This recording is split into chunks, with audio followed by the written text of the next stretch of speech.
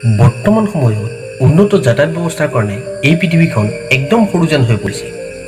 আজিৰ যুগত সুদূৰ আমেৰিকা বা আফ্ৰিকাৰ পৰা ভাৰতলৈ মানুহ আহিবলৈও ইমান নাভাবে। এইবিলাকৰ মূলতে হ'ল বিজ্ঞানৰ নতুন নতুন চিন্তাধাৰা, নতুন নতুন ইনভেনশ্যন। কিন্তু যাতায়াত ব্যৱস্থা ইমান উন্নত হোৱাৰ পিছতো নাইবা আপুনি বহুত ডাঙৰ VIP লেভেলৰ মানুহ হ'লেও পৃথিৱীত এনেকুৱা কেইখনমান ঠাই আছে, সেই ঠাইত আপুনি কেতিয়াও প্ৰৱেশ কৰিব নোৱাৰে। সেই ঠাইকেইখনৰ চমু বিৱৰণ অলপ এই ভিডিঅ'টোৰ যোগেদি আগবঢ়োৱা হৈছে। গতিকে ভিডিঅ'টো সম্পূৰ্ণকৈ চাওক আৰু চেনেলটো ছাবস্ক্ৰাইব কৰি দিয়ক। So let's explore.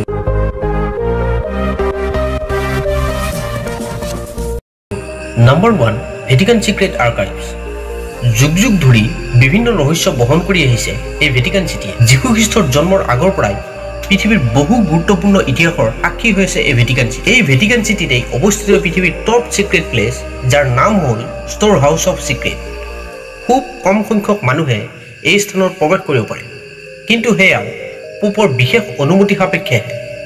ইয়াৰ কাৰণ হিচাপে সেই স্থানত প্ৰায় 84,000 কিতাপ আছে, আৰু বিভিন্ন তথ্যৰ পৰা গম পোৱা যায় এই স্থানত খ্ৰীষ্টান মিছনেৰী আৰু বহুতো ধৰ্মৰ বিভিন্ন মতবাদ আৰু বহুতো গোপন কিছুমান ডকুমেণ্ট সংৰক্ষিত হৈ আছে। চ' ইয়াত আপুনি ইচ্ছা কৰিলেই এই স্থান দৰ্শন কৰিব নোৱাৰে। Number 2, area 51।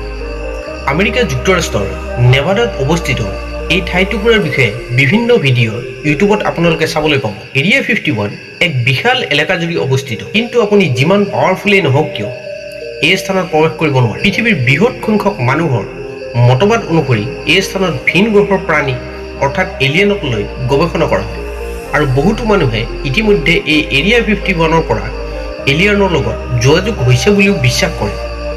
এই এৰিয়া 51ৰ বিভিন্ন ৰহস্য সামৰি এটা ভিডিঅ' প্ৰস্তুত কৰা হ'ব, যদি আপোনালোকে ৰিকমেণ্ড কৰে। Number 3, ice ground in Japan. Ice ground in জাপানৰ সকলোতকৈ গোপনীয়, পবিত্ৰ আৰু গুৰুত্বপূৰ্ণ স্থান। 4th খ্ৰীষ্টপূৰ্বত ইয়াক নিৰ্মাণ কৰা হয় বুলি বিভিন্ন ঐতিহাসিকবিদসকলে ধাৰণা কৰে। জাপানৰ ৰাজকীয় পৰিয়াল আৰু প্ৰিন্সৰ বাহিৰে আজিলৈকে কোনেও ইয়াত প্ৰৱেশ কৰিব পৰা নাই। ঐতিহাসিকবিদসকলৰ মতে এসময়ত জাপানীজ সাম্ৰাজ্যৰ অনেক পুৰণা মূল্যৱান নথিপত্ৰ আৰু কিছু চিক্ৰেট ডকুমেণ্ট ইয়াতে সংৰক্ষিত হৈ আছে। এই চিক্ৰেটবিলাক আজিতো বাদেই দিয়ক, কোনোদিনে জাপানীজ গভৰ্ণমেণ্টে বিশ্ববাসীৰ আগত প্ৰকাশ কৰা নাই। চ' আপুনি এই স্থানলৈ যাবলৈ ইচ্ছা কৰিলেও কেতিয়াও কোনোকালে যাব নোৱাৰে। Number 4, Moscow metro' 2, Russia.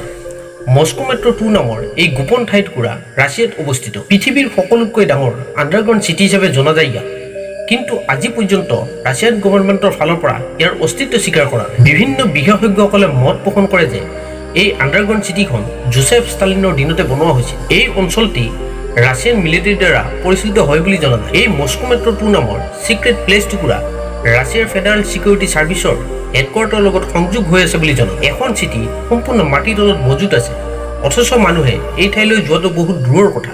ইয়াৰ সম্পৰ্কে ভালকৈ নাজানে, কাৰণ এই অঞ্চল 24 ঘণ্টাই অত্যন্ত কঠোৰ পহৰাৰ মাজত ৰাখে। কিন্তু সত্য কথা কোনোদিন ইমান গোপন হৈ নাথাকে।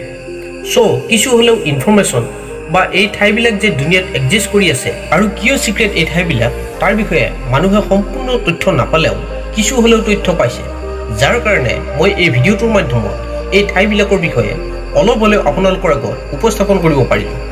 চ' ভিডিঅ'টো চাই কেনে পালে কমেণ্ট বক্সত জনাবলৈ নাপাহৰিব, আৰু ভিডিঅ'টো লাইক, শ্বেয়াৰ আৰু ছাবস্ক্ৰাইব কৰিবলৈ নাপাহৰিব। ধন্যবাদ।